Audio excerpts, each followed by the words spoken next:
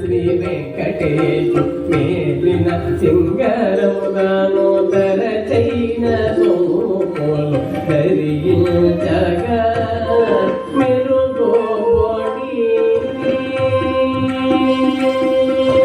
మెరుగోడి అలవేలు మంగయుతను మెరుగోడి అలవేలు మంగయుతను మెరుపు మేఘము గోడి మెరసినట్టుంది మెరుగోడి